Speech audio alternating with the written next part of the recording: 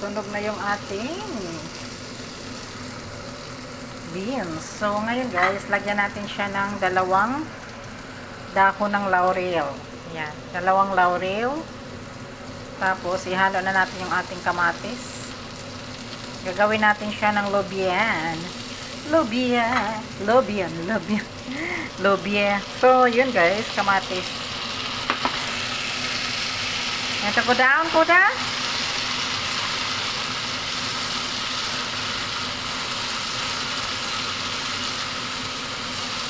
There you go.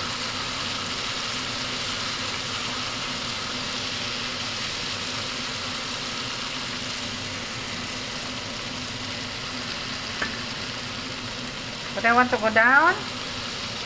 So, ayan guys. Tapos, takpan natin siya. Lagyan natin ng black pepper. Tapos, salt. Tapos, yung black pepper, ayan. Ito yung ilagyan natin siya nito para sumarap. Tapos, lagyan natin ng ayan. Lagyan din natin ng sugar para yummy.